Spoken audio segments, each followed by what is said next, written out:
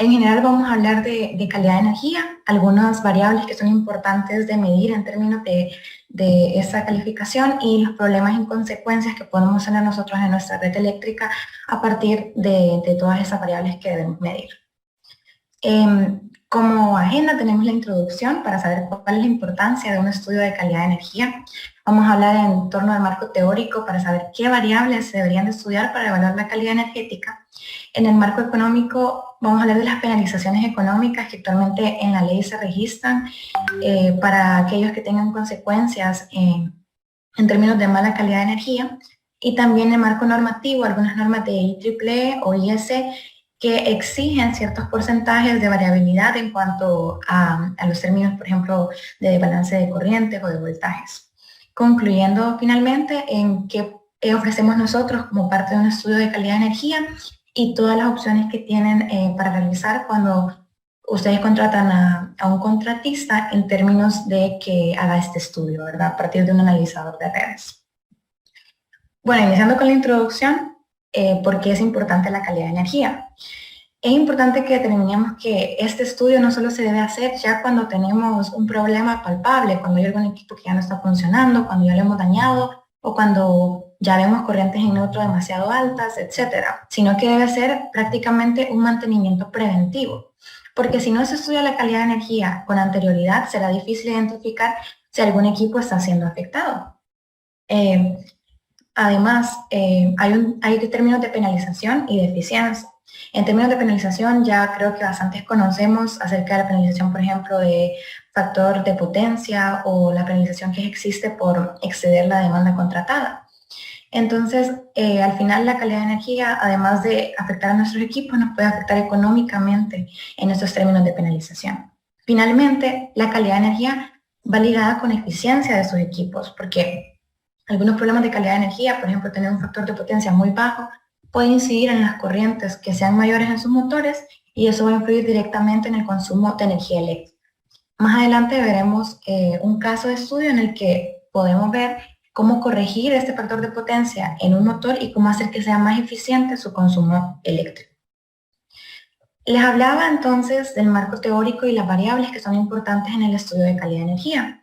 Dentro de ellas podemos encontrar la curva de demanda, que nos servirá para identificar los picos de demanda, los armónicos, dentro de los cuales se encuentran los armónicos de voltaje y de corriente, el factor de potencia para que podamos identificar un factor de potencia bajo que según nuestra legislación es menor a 0.9, un desbalance que podemos identificarlo tanto en voltaje y en corriente y que ya hay normas que nos exigen ciertos porcentajes en este sentido, y en términos de corriente y voltaje, algunas distorsiones que se pueden ver como la corriente inrush, que es como el arranque en motores, y en voltaje distorsiones como swag, swell, flicker e interrupciones.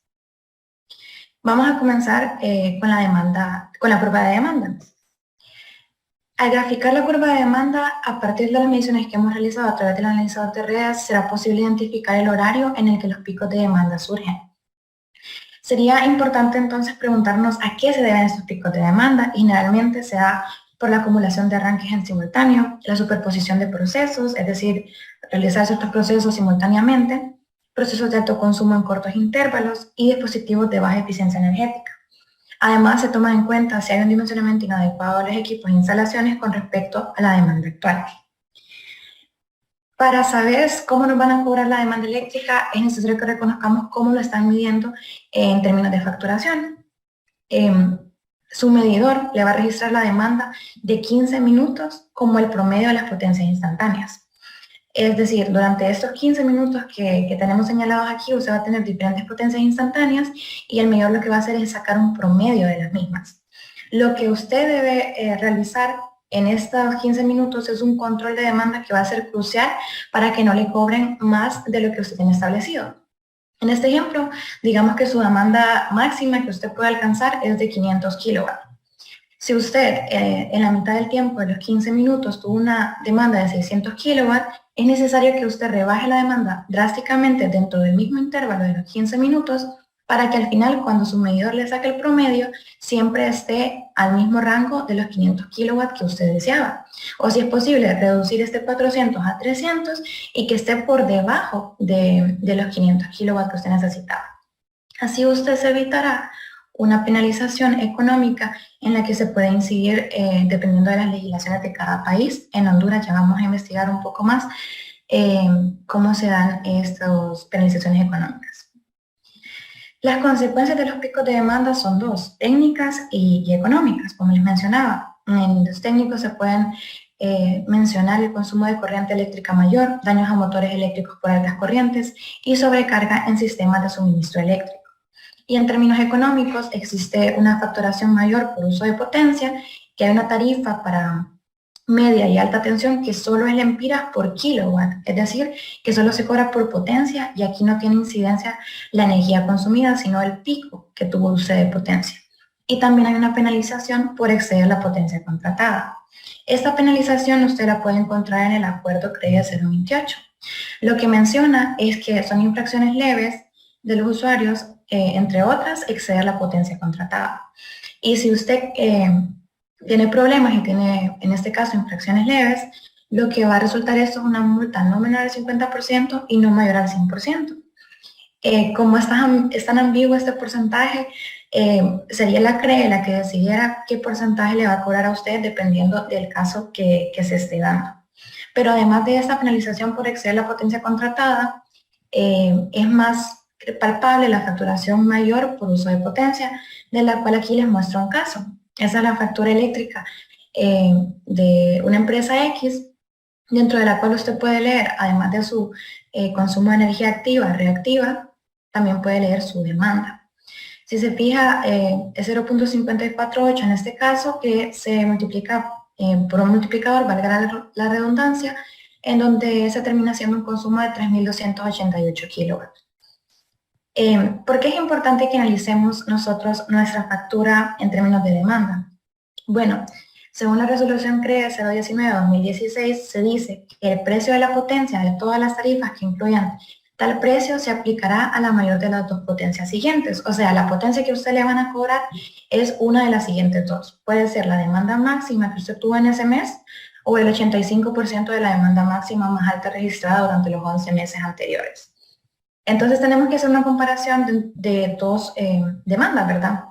La demanda máxima de ese mes, que en este caso sería los 3.288, que esa es la demanda leída en el mes actual, y también tenemos que hacer una comparación.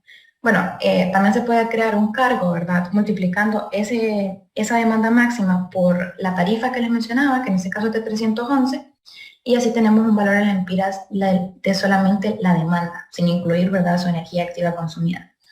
Pero esta 1, la que hablábamos, la de 3.288, debemos nosotros de compararla con el 85% de la demanda máxima de los últimos 11 meses, que en el caso de este cliente era 2.769.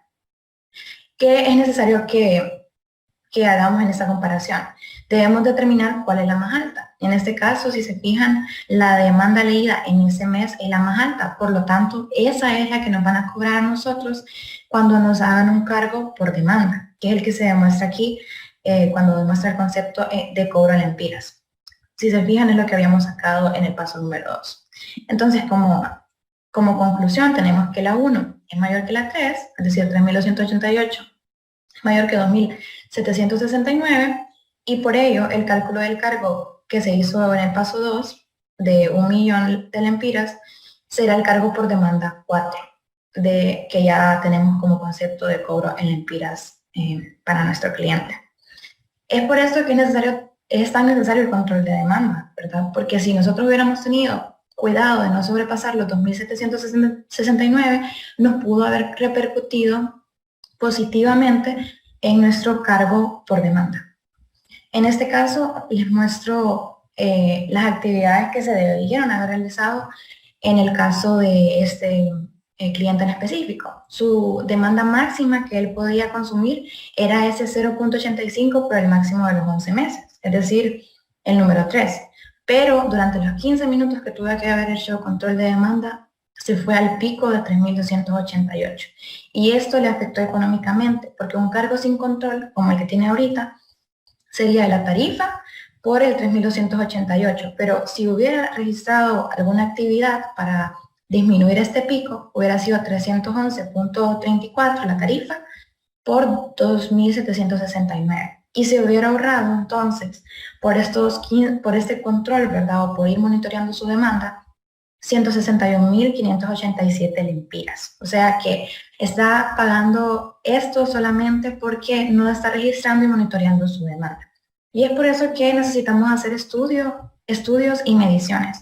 Por ejemplo, con un analizador de redes es posible que nosotros determinemos el parámetro de demanda y cómo lo queremos ir midiendo por intervalos de tiempo. En ese caso, la medición se realizaría, en el caso de Honduras, debería setearse aquí para 15 minutos y la inspección se debería realizar cada 5 minutos.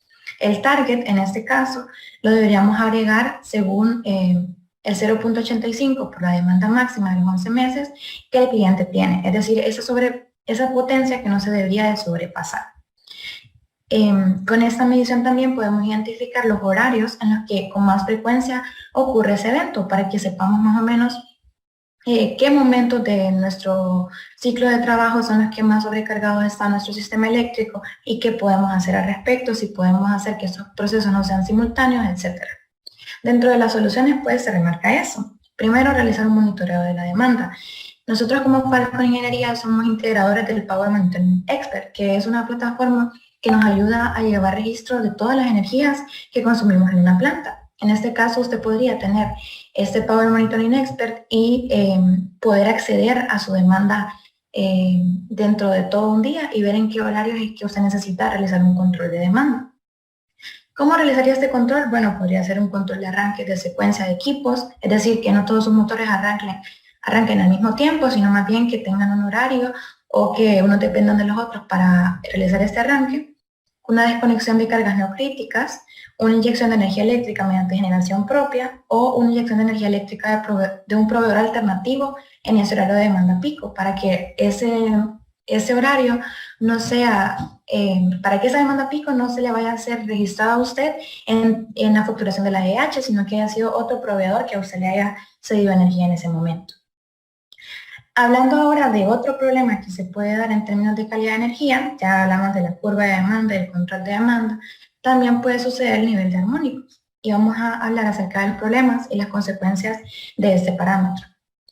Los armónicos se pueden definir como aquellos que se producen principalmente debido a la presencia de cargas eléctricas no lineales. Esto puede ser como drivers, fuentes, equipos electrónicos, y que está presente en la red eléctrica. En este caso les muestro cómo se miraría una curva fundamental de voltaje y una de corriente, que sí tienen su desfase debido al factor de potencia. Sin embargo, tienen la misma onda sinusoidal con la misma frecuencia. Ya cuando incluimos los armónicos, en la segunda gráfica se ve la fundamental de voltaje, la fundamental de corriente en verde, y la naranjada representa la corriente que ya tiene armónicos. En este caso se demuestra que es el tercer armónico. ¿Por qué digo esto? Bueno, si se fijan en las ecuaciones, tenemos una ecuación de voltaje que tiene una amplitud, un sinusoidal, ¿verdad? Un componente sinusoidal y una frecuencia, en este caso sería de 60 Hz para nosotros, junto con el desfase. Mientras tanto, la corriente, además de tener su amplitud y su componente sinusoidal, también tiene la sumatoria de otra onda. La sobreposición, podríamos decir, de una onda que en este caso tiene 3 veces, porque es 2 por 3, la frecuencia de la onda fundamental. Entonces, tendríamos un tercer armónico en este caso y podemos ver la deformación que se crea en nuestra corriente debido a este armónico. Los armónicos se pueden medir de distintas maneras. Usted lo puede hacer automáticamente con un analizador de redes y así lo realizamos aquí en Falcon Ingeniería, pero debemos entender más o menos, ¿verdad?, de dónde vienen estos parámetros, como el THDB y el THDI, además del TDD, que son representativos de las siglas de Total Harmonic Distortion Voltage, Total Harmonic Distortion Current y Total Demand Distortion. Para sacar el THDB, lo que hacemos es la sumatoria de los voltajes en los distintos armónicos. Esta sumatoria, estos componentes elevados a la 2 y luego sacamos su raíz cuadrada. Eso lo dividimos entre el valor de voltaje fundamental y así tenemos nuestro THDB, que hay normativas ya que nos exigen ciertos porcentajes en este THDB que más adelante conoceremos. También tenemos el THDI, que en este caso en vez de voltaje vamos a utilizar corriente, siempre la sumatoria de la I fundamental más la I del primer armónico más la I del segundo armónico, todas esas elevadas a la 2 y sacando la raíz cuadrada de la misma, divididas entre la corriente fundamental. Y finalmente el Total Demand Distortion, que es el TDD, que en este caso también se hace la sumatoria de las corrientes al cuadrado y sacando la raíz cuadrada y divididos entre una corriente, pero esta es a plena carga. El THDB, como lo vendrán ustedes ya conociendo, es una medida de distorsión armónica total en el voltaje, mientras que el THDI es de la corriente eléctrica, pero hay una diferencia entre el THDI y el TDD, que es que el THDI va a ser en un momento determinado o una instantánea, podríamos decir, y el TDD va a ser en un tiempo específico. Puede ser un lapso de tiempo de un siglo o un mes, como usted o el contratista lo decía. Las consecuencias entonces de los armónicos serían, en términos técnicos, el consumo de corriente eléctrica mayor, un sobrecalentamiento que puede ocurrir a su equipo eléctrico y un daño o reducción de vida útil a su equipo y cableado. En este caso muestro el ejemplo de los distintos armónicos y cómo pueden tener incidencia en un motor. Para el cuarto, séptimo y décimo armónico, lo que se ve es que hay una secuencia positiva. Esto hace que nuestro motor se le conecte o se le inyecte más potencia y puede crear un sobrecalentamiento. En el caso del segundo, quinto y octavo armónico de secuencia negativa, esta es contraria a la inyección de potencia que se está realizando activa o la inyección de potencia normal, ¿verdad? Ya sea aparente. El armónico va a ser contrario, lo que va a hacer es que va a haber una reducción del torque mecánico que este motor pueda hacer, o en el caso de que el torque se mantenga constante, entonces la potencia necesaria para ese torque va a aumentar, lo que en ambos casos va a hacer de este proceso más ineficiente. Y en el tercero, sexto y noveno armónico, que también se llama los triplets, podríamos decirle, es la secuencia cero, que es cuando van a haber un desbalance de corrientes o voltajes debido a que vamos a tener corrientes en el conductor de neutro. Eso en términos técnicos, ¿verdad?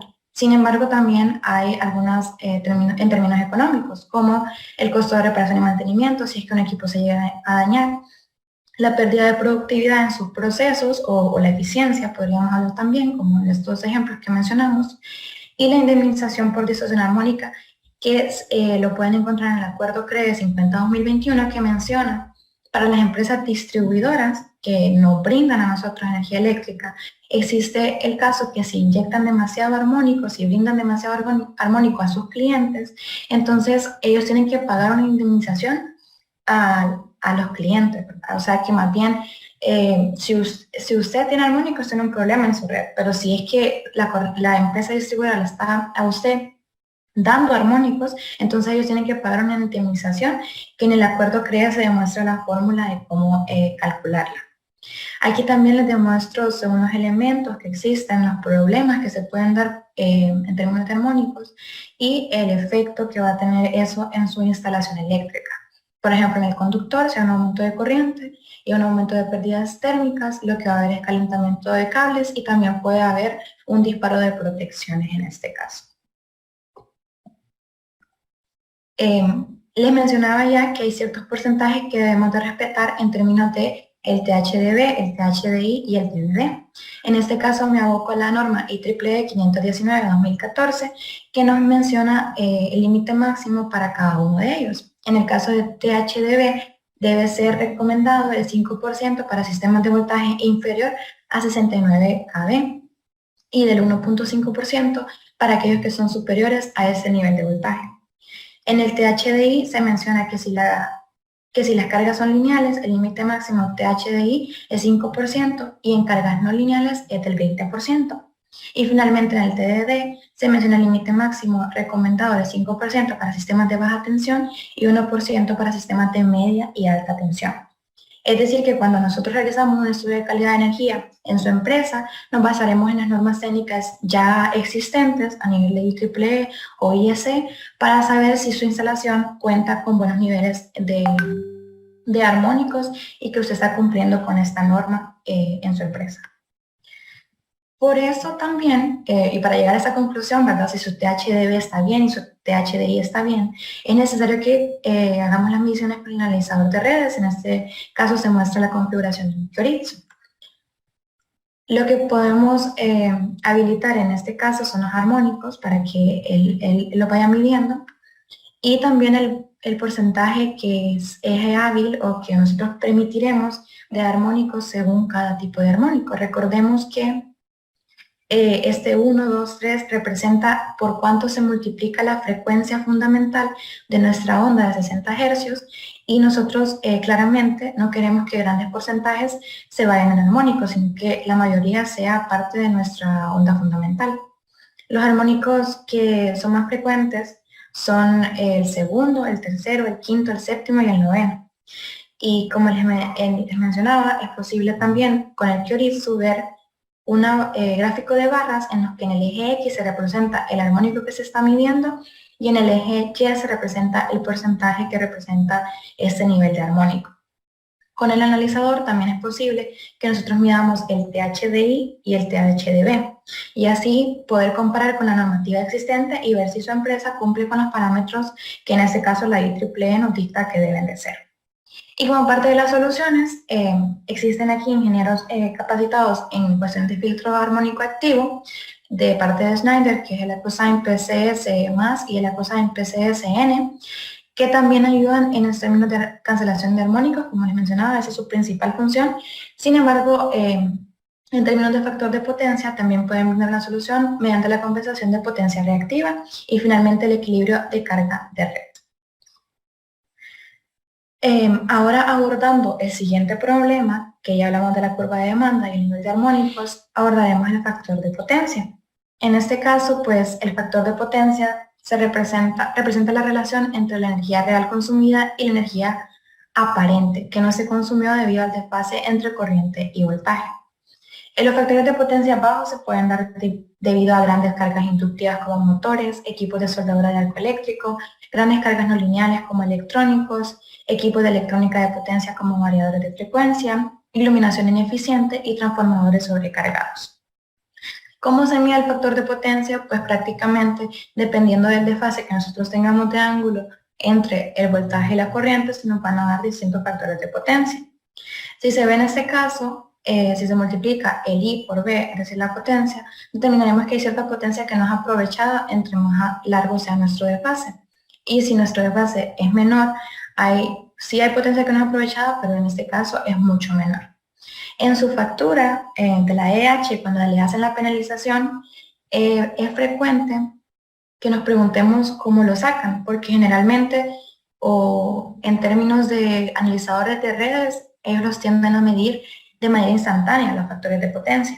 Sin embargo, cuando le hacen la facturación a usted, el factor de potencia se basa en energía acumulada que usted ha tenido durante ese mes. Es decir, que el factor de potencia va a ser igual a la energía activa que usted acumuló durante ese mes entre el cuadrado de la energía activa a la 2 y la energía reactiva a la 2, la sumatoria de ambas. Es decir, que puede ser que usted esté midiendo su factor de potencia de manera instantánea, sin embargo, esa no será la misma potencia, el mismo factor de potencia que le va a salir a usted en su factura de EH. En términos de consecuencias de este factor de potencia bajo, tenemos que va a haber un consumo de corriente eléctrica mayor y pérdidas en conductores y una sobrecarga de transformadores, generadores y líneas de distribución. Y en términos económicos tendremos un incremento en facturación por un mayor consumo de corriente, porque ya habíamos dicho que técnicamente estamos corriendo el riesgo de tener corrientes eléctricas mayores, una penalización por bajo factor de potencia, que más adelante vamos a ver cómo se realiza esta penalización según la ley, y una sustitución de equipo dañado. Esas son como las consecuencias que podemos tener si no corregimos este factor de potencia. Y en cuanto a la penalización que les mencionaba, que es un factor económico de alta incidencia cuando usted decide poner su banco de capacitores, se menciona ya en el Acuerdo CREE 50-2021 que aquellos usuarios de alta tensión, media tensión y baja tensión que se les suministra de manera trifásica y aquellos usuarios monofásicos de servicio de baja tensión cuyo consumo sea superior a los 10.000 kWh. Ojo con esto, ¿verdad? Porque no le pueden cobrar si usted consume menos de esto al mes. debe mantener un factor de potencia mensual no menor al 0.9. Es decir, que si usted tiene 0.89, le van a cobrar. Sin embargo, si usted tiene 0.9 o en adelante hasta llegar a un 1, usted no sufre de ninguna penalización en su factura. La desviación del factor de potencia la calculan de esta manera en la ley, que la expresan como el máximo de dos números. El primer número es la diferencia entre 0.9 y su factor de potencia actual, y el segundo número es 0.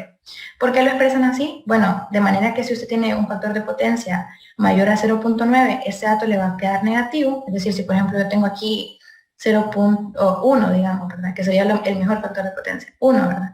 Tengo 0.9 menos 1, me va a dar menos 0.1. Entonces el máximo entre 0.1 y 0 me va a dar 0. Entonces no me van a cobrar por esta desviación, porque después de esa desviación es la que multiplican por el costo, y si multiplico el 0 por cualquier número, me va a dar que esa penalización va a ser igual a 0.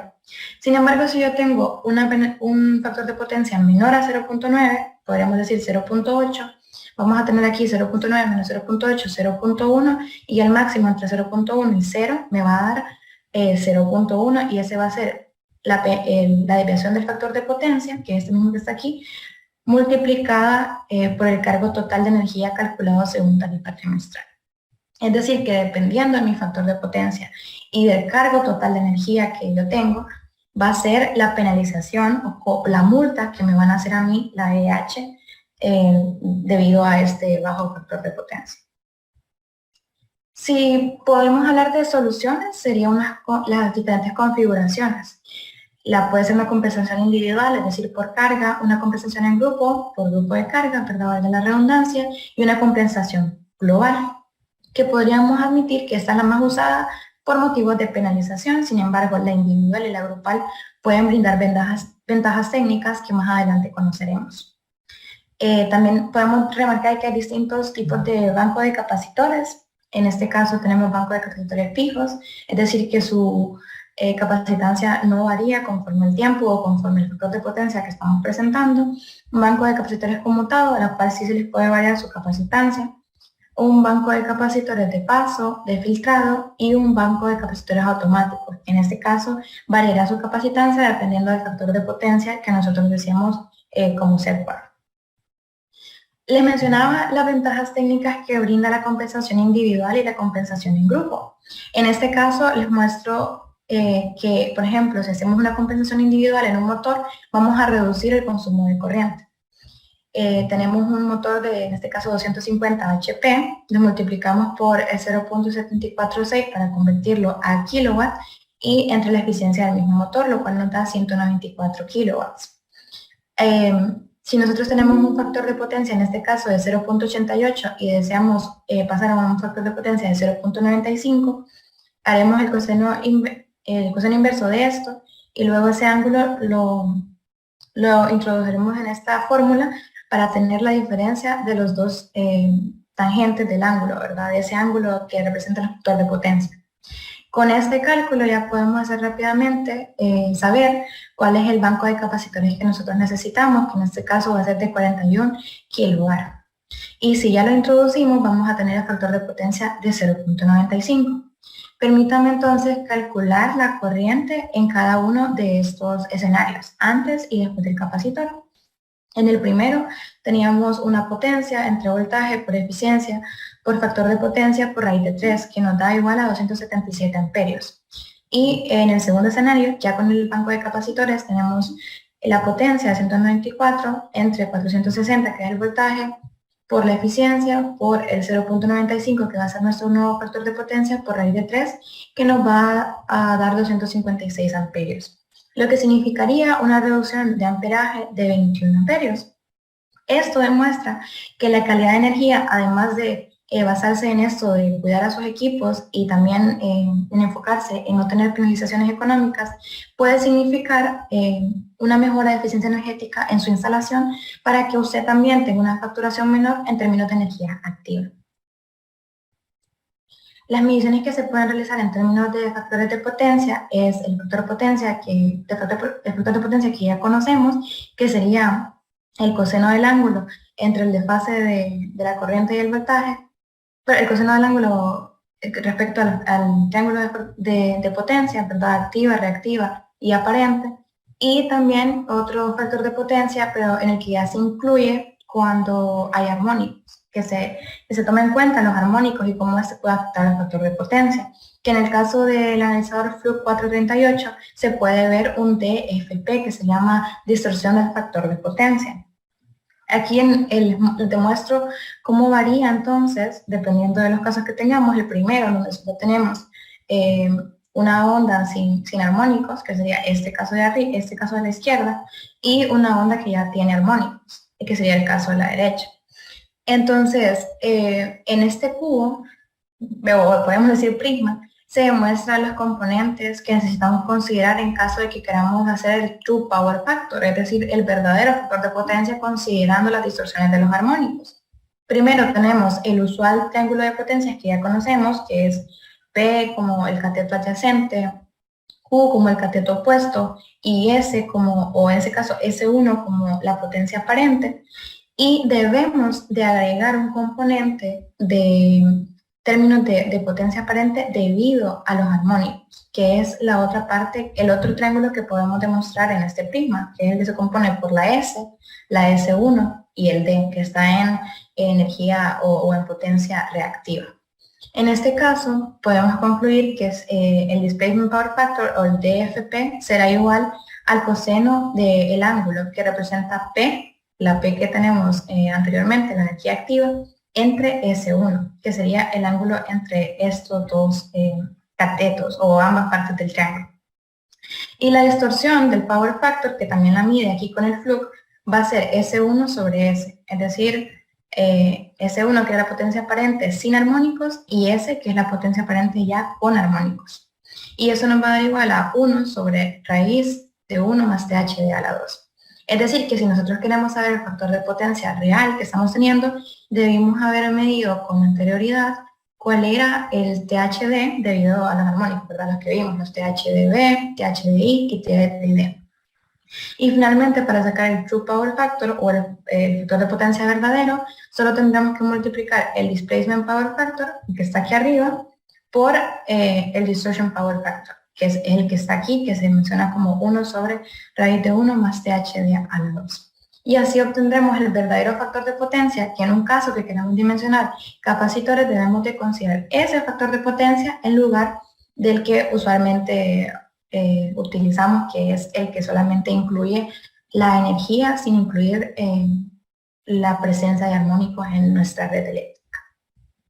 Para realizar un caso de estudio, tomamos un caso de un cliente que antes tuviera una energía activa de 1.080.000 kilowatt-hora, 1.080.000, perdón, kilowatt-hora y una energía reactiva de 811.067.87. Si nosotros realizamos el cálculo que tengo aquí en la energía reactiva y la energía activa, ¿verdad? Y yo tendría que sacar el ángulo, que eso fácilmente lo puedo hacer con tangente, ¿verdad? Tangente sería opuesto sobre adyacente, saco el ángulo y a ese ángulo le voy a sacar el coseno, porque el coseno de ese ángulo sería el factor de potencia. En este caso me da 0.80, es decir, un factor de potencia que es penalizable según la ley que ya leímos. Entonces, nosotros necesitamos, como contratistas, ¿verdad?, dimensionarle al cliente un banco de capacitores para que pueda llegar a tener un factor de potencia de 0.9. Después de realizar todo ese proceso, se concluye que se necesita un banco de capacitores de 400 kVAR. Después de haber instalado este banco de capacitores, entonces tendremos podríamos tener la misma energía activa como escenario base. Sin embargo, nuestra energía reactiva se habrá reducido, que es lo que queríamos, ¿verdad?, mediante la instalación de este banco de capacitores. Y así podemos alcanzar un factor de potencia de 0.9 que ya no será penalizable. Sin embargo, en el mercado yo no me encuentro, o al menos lo que estuvimos investigando para hacer esta presentación, no encontramos un banco de capacitores de 400 kVAR, por lo que sería necesario introducir un banco de capacitores que nosotros tengamos hábil, ¿verdad? En este caso el de 600 kVAR. Aunque este banco de capacitores es mayor y dirán que se está sobredimensionando, en realidad esto no resulta dañino a usted como usuario, o a usted como cliente, ya que esto solo significará un factor de potencia mayor a 0.9, o sea, menos energía reactiva en el escenario de después, lo cual no le va a generar a usted penalización, ¿verdad? Y además le da cierto nivel de seguridad de que va a llegar a 0.9 o más en su factor de potencia. Y entiendo que económicamente para algunos clientes es bastante importante saber en cuánto tiempo se le puede recuperar esta inversión y si vale la pena dejar de pagar las multas que se le ofrecen mes a mes con respecto a realizar esta inversión, que puede ser claramente no es algo pues así como barato, pero deberíamos de hacer un análisis de periodo de recuperación para saber, dividiendo la inversión entre el ahorro, para saber en cuánto tiempo nosotros nos podemos recuperar este dinero que hemos gastado. En caso de la inversión, se considerará la inversión de ese banco de capacitores, ¿verdad? En este caso, el precio es de 464.200. Y en el ahorro se va a considerar esa multa que nosotros ya no vamos a pagar.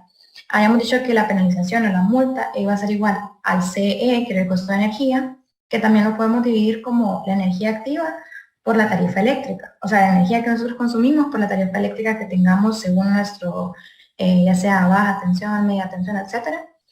Y también esto multiplicado por un cambio, ¿verdad? Del 0, una diferencia entre el 0.9 y el factor de potencia actual que usted tenga. Entonces, ya expresando esta ecuación un poco más explayada, sería energía activa que usted consumió por la tarifa eléctrica por esa diferencia entre el 0.9 y su factor de potencia actual. Ya sabemos que en este caso el factor de potencia actual era 0.80, ¿verdad? Sería lo que sustituiríamos aquí. La tarifa eléctrica se considera una tarifa de 4.18 lempiras y la energía activa se considera la energía activa que tenemos aquí arriba, que es 1.080.000.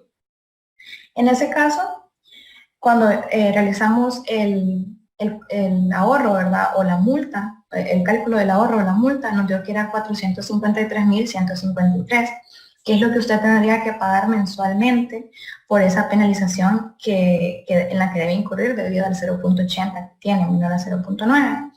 Y si se fijan, este valor de la multa es bastante similar al valor de la inversión de su banco de capacitores, por lo que su periodo de recuperación en meses va a ser prácticamente de un mes.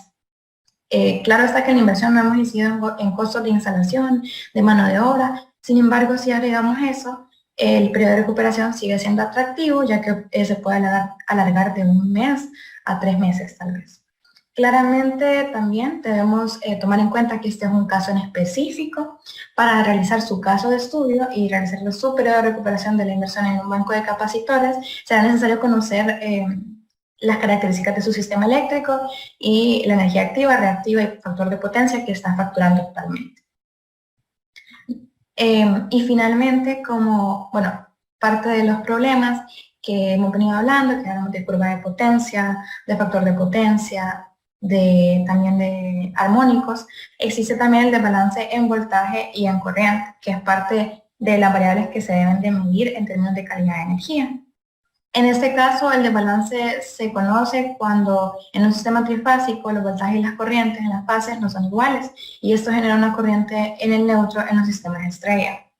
Los desbalances se dan debido a la instalación de cargas monofásicas en sistemas trifásicos, arranque de cargas trifásicas, fallas en la red, malas conexiones generando resistencias, transformadores defectuosos o sobrecargados, entre otros.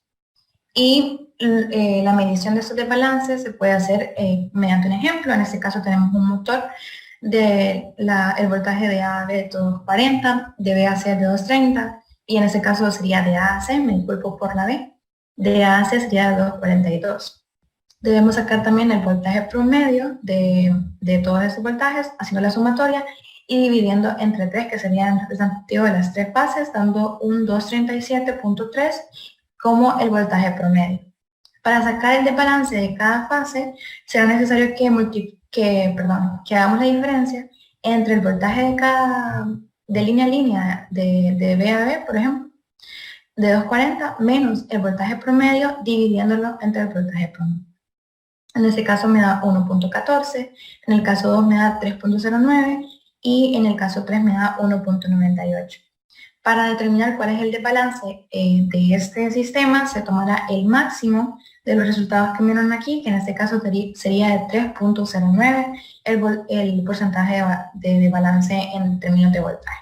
Si usted necesita hacer este procedimiento para sacar el de balance en corrientes, pues se repite el procedimiento que se realizaba anteriormente. Hay normas que regulan el porcentaje de balance que se debe dar en términos de voltaje y corriente, y dentro de esas se encuentra la IEC 61000. También se menciona la norma IEEE 1459 de 2010, en la que se recomienda que la magnitud de desequilibrio del voltaje no supere el 2% y que la magnitud del desequilibrio de corriente no supere el 10%. En la IEC, que es la que demuestro aquí con una fotografía, dice que la compatibilidad del 2% para el desequilibrio de voltaje se debe estar dando, pero si los sistemas tienen grandes cargas monofásicas, entonces el desequilibrio del voltaje puede ser hasta del 3%. Y finalmente en la norma IEEE 1250 se menciona que los desequilibrios de voltaje también del 2% y un desequilibrio de corriente de menos del 10%. Aunque son distintas normas que se han publicado en distintos tiempos, se demuestra que coinciden en los porcentajes de voltaje y los porcentajes de corriente que técnicamente son factibles para ciertas instalaciones. En el caso que mirábamos de estudio anteriormente, donde miramos los desbalances de voltaje, vimos que el mayor era de 3.09, lo cual demostraría que según la norma IEEE y la la 1459 y 1250 de IEEE, no hablarían que este porcentaje de balance sea según su norma, pero según la IEC puede que sea pasable este porcentaje si es que tenemos grandes cargas monofásicas como lo menciona las normas. Y otro de los problemas que podemos ver en términos de calidad de energía son disturbaciones en corriente y en voltaje.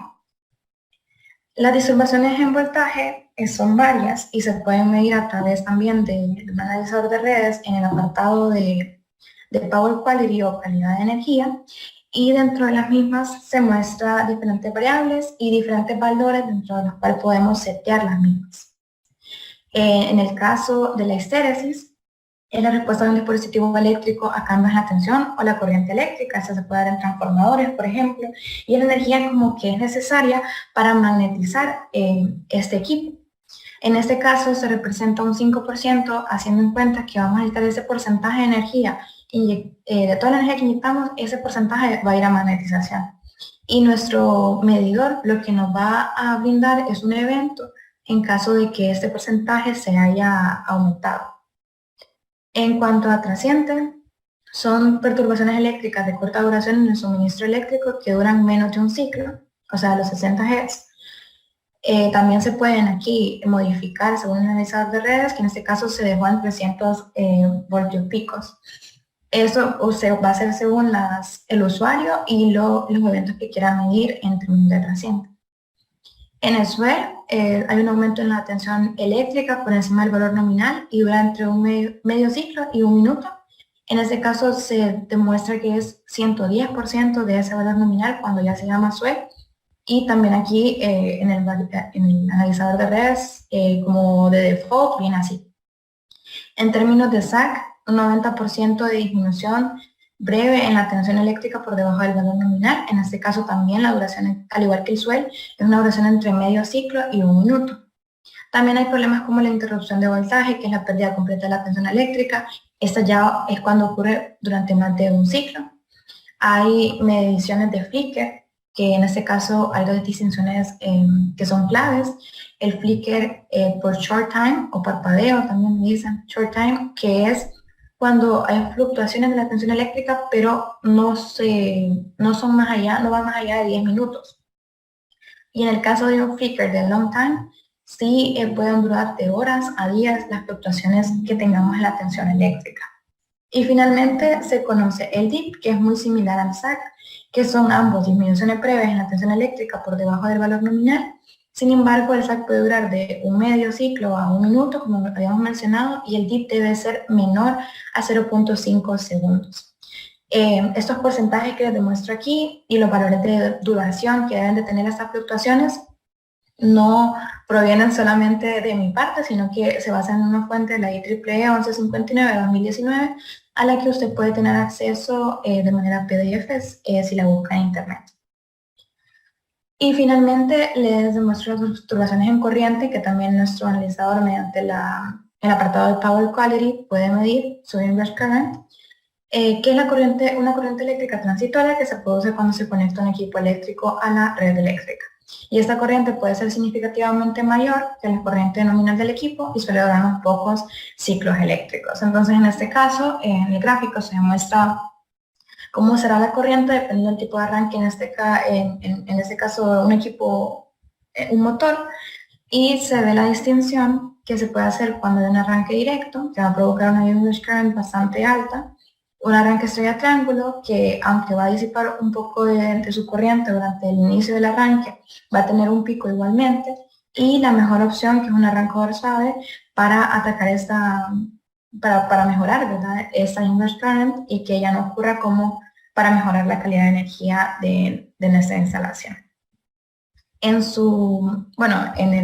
el Kyoritsu, que es el analizador de redes con el que se trabaja en Falcon Ingeniería, se pueden ver eventos distintos según el swell, el dip, la interrupción, el transiente y el inverse current, y estos se van a ir guardando en su analizador y se pueden analizar dependiendo la hora y el día que se dio, ¿verdad? Y así podemos determinar qué acciones fueron las que se tomaron en planta, digamos, qué fue lo que provocó esto, e ir analizando qué podemos hacer para disminuir esas disturbaciones tanto de voltaje como de corriente en su empresa. Y sin más que agregar, les doy muchas gracias por su atención. Si hay dudas y preguntas, se pueden contactar con el correo electrónico a info@falconingeniería.com. Igualmente les dejo mi contacto por si desean realizar algún estudio de calidad de energía en su empresa o si tienen alguna consulta con respecto a la presentación, también se las podemos compartir. Nos pueden encontrar en redes sociales y en términos para contactarnos, ¿verdad?, en caso de restar algunos de nuestros servicios, el área de ventas está disponible para ustedes con los correos que se muestran en pantalla para el ingeniero Orlin Navarrete, Axel Valle y Nadia Chávez, que con gusto las atenderán si es que ustedes tienen alguna duda, consulta o quieren algún servicio o producto de nuestra parte. También me gustaría saber si existen comentarios, feedback o alguna pregunta respecto a la temática que hemos abordado para poder solucionar eso si existe, ¿verdad? Y si no, pues no me queda nada más que agradecerles y darle paso, pues no sé si alguien de equipos industriales quisiera hablar, pues está ahí, ya le deseo el micrófono.